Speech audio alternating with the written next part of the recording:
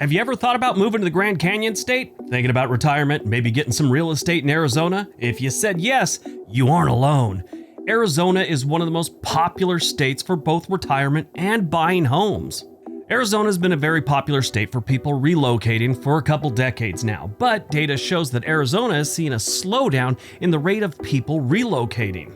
They peaked in 2018 with their inbound rate. In the last few years, fewer people have left, so they're still growing at a pretty good pace. If you look at the United Van Lines Movers study, which takes all the people moving to or from a state and gives the inbound versus outbound percentages, Arizona looks like this. In 2018, the total inbound was about 60.2%. Total outbound was 39.8%. So they were growing at a pretty good pace. Mostly it was from people moving in. In 2020, the total inbound rate was 54.1%. Total outbound was 45.9%. So there's a big difference between 2018 and 2020. This isn't the most statistically sound way of looking at it, but it is very interesting. If you're one of the potential 54.1%, this video will explain some things you should know, both good and bad, before you move to the Grand Canyon State.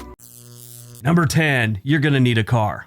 Arizona, like California, is a driving state, and your life in Arizona will be much easier if you have a car. Their public transportation isn't set any records for availability. But the good news is Arizona car insurance premiums tend to be lower than the national average, and their gas prices stay about middle of the road when you rank all 50 states. Car registration fees are low as well. If you take out the 5 states that don't have registration fees, Arizona is second, only behind Arkansas. Like most western states, the cities in Arizona are kind of laid out and spread out kind of wide. Definitely not built up like some of the big cities back east, New York, Baltimore, Boston. So you're gonna need a car.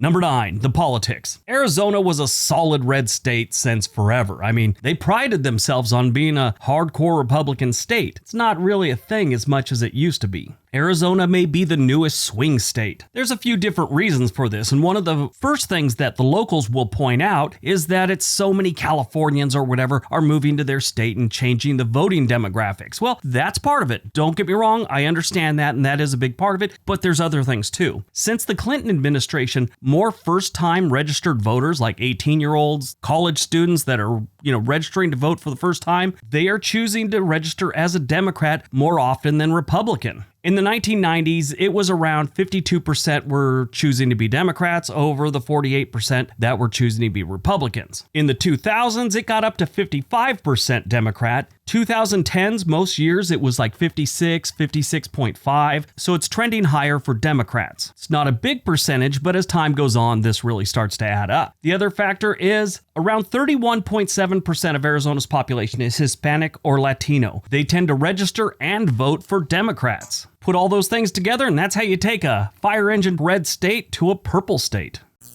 Number 8. Public education funding. Arizona ranks pretty close to the bottom when it comes to per pupil spending in their public school system. They're actually ranked 48th in the nation. They rank behind Utah, Idaho, Tennessee, and Arizona. And yes, there's 51 because they count Washington, D.C. So they're 48th out of 51 with about 8,882. The state that spends the most is New York, and they spend over $20,000 per pupil. If you want to look at middle of the road, it's California with 11,000, North Dakota with 11,000. 11,000, give or take a couple $100 is about the average for most states. Sure, if you're retired, this isn't something you worry about. It actually sounds like a good thing. You might save a little bit on taxes. But if you're a young person starting a family, Arizona might not be the best option if you're going to be sending your kids to school. Not saying that their schools are terrible. They're not incredibly bad. I mean, they get decent marks. They just don't spend a lot of money on the kids. They do have good colleges, though. My suggestion is if you move to Arizona, be prepared to send them to a private school. They have plenty of great ones to choose from.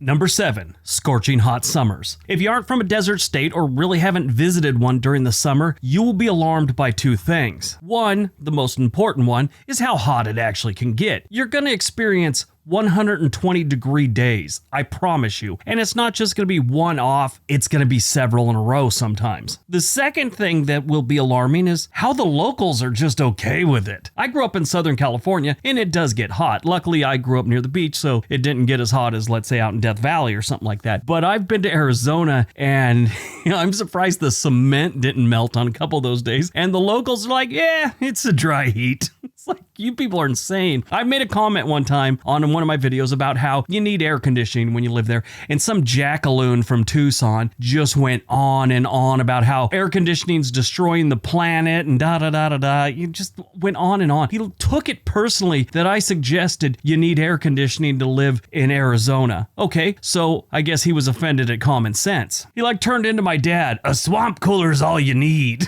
Yeah, no. Wrong. Some of us aren't built that way. Now, I made a comment about it's a dry heat. Well, not always. From June to September, it's monsoon season in Arizona, so it's going to get hot, sticky, and damp. The good news is they do have 300 days of sunshine on average, so you're going to have a lot of opportunity to get out and enjoy the outdoors. Wear some sunblock. Number 6. Spring training. Now, this one may seem a little strange to a lot of you, but there is a good portion of this population that live and breathe baseball. And spring training, especially if you're retired and have a lot of time on your hands, is a wonderful thing to be around. Now, right now, there's a bunch of people pounding out in the comment section about spring training. That's something you need to consider when you move to a state. Yeah, for some people it is. Believe it or not, it is a big thing. I'm sorry this isn't the hard-hitting documentary you were expecting to see, but not everything's negative and not everything's a statistic. Some things are just wonderful, and spring training, especially for retirees, is one of them. Spring training and warm weather go hand in hand. That's why they've had spring training out in Palm Springs, California for a very long time, Florida, and in Arizona. So you get to enjoy things other than the Arizona Diamondbacks. Spring training in Arizona has been going on since the mid-40s, and it starts off every year with a festival in the last week of February, while they still got decent weather. I mean, not terribly hot weather. Number 5, cost of living. The cost of living in Arizona is cheaper. It always has been, probably always will be. It has gotten a little more expensive, a little faster than some of the other states, but it's still cheaper than places like California, New York, Massachusetts, whatever. Cost of living and housing in Arizona is 5 to 7% lower than the national average, which is really good, especially for a popular state. Compare that to someplace like California, where the cost of living and housing is anywhere from 10 to 25% higher than the national average. They're lower. No wonder people are moving there from California. Now, I did plan on giving you a whole bunch of stats on the rent prices in Scottsdale and Tucson and Tempe and all that stuff, but it's changing so much right now with the economy when it comes to rent prices and cost of living. I just figured it's not a good idea to get into the numbers right now, because 2 weeks from now, it's going to be different and we're going to get a whole bunch of comments of people disputing it. But on average, they tend to be 5 to 7% cheaper. And when it comes to housing, if you get outside the cities, price drops drastically. A lot of places, though, aren't really set up for houses. There might not be any plumbing or anything like that. Septic tanks, things like that. That's a big thing in Arizona. If you're buying just property, land, whatever.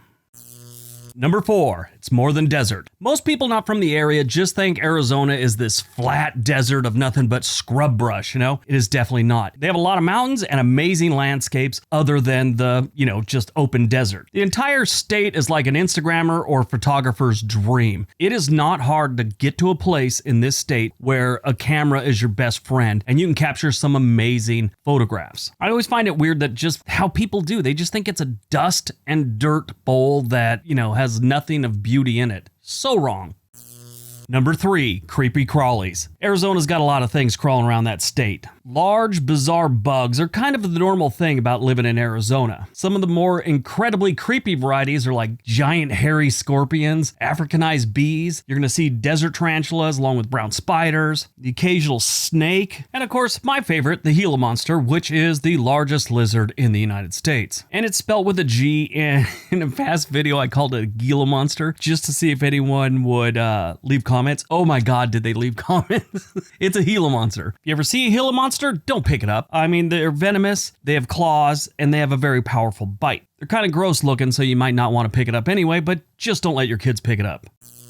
Number 2, it's a very gun-friendly state. Arizona is a very gun-friendly state. We talked about this when we did the Vermont video. They're very gun-friendly too, and that's kind of strange because they're a very liberal or independent state. Arizona has always been into their guns. They don't have many restrictions on owning guns compared to other states. They do have some, not compared to most states though. They're always in the top 10 list when it comes to best states for gun owners. Now, the reason I bring this up, that might be a negative for you, that might be a positive for you. We're all different and that's okay. If you like your guns and you want to, have the freedom to have them and use them and do whatever with them, Arizona's a great state for you. If you got a problem with guns, don't move to Arizona. The laws change all the time, and right now it looks like there might be more laws changing when it comes to guns, but this is kind of the breakdown. Arizona does not require individuals to purchase a permit or register their firearms. There are no background checks performed for private gun sales. Open carry is legal in Arizona, and there are also no restrictions on magazine size in this state. Now, that could change a week from now.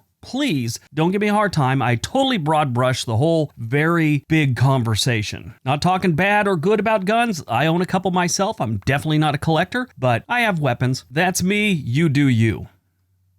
All right, before we get to number 1, don't forget we have another channel called On This Day. Why don't you go over there, watch some videos. There's a link down below. Give some videos a big thumbs up. Matter of fact, do that for this video. All right, on to number 1.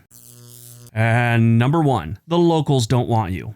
Almost more than any other state, the locals in Arizona really don't want any newcomers. They're tired of it. This has been going on a very long time, and the longtime Arizona residents have seen enough California license plates to last them a lifetime. Idaho, Colorado, they're also really big on this. But if you had to rank top 10, they're probably in about number 4 when it comes to hatred for Californians or other people moving to their state. If you're coming from Texas, they're probably okay with that. For proof of that, go to any video that I've made about Arizona, and I guarantee you can't make it 5, 10 maybe in the comment section without someone saying, "Don't come here, we're full, we don't want you." At least that's for most people. To quote Daniel Tosh, unless you're an 18-year-old girl that just graduated high school looking for a party school, then by all means, show up. There are a handful of states though that really don't want you moving there, and yeah, Arizona is definitely one of them. My suggestion, if you're moving there, sell your car before you go there. Move there, buy a car that's got Arizona plates on it, because your California plate may get you run off the road.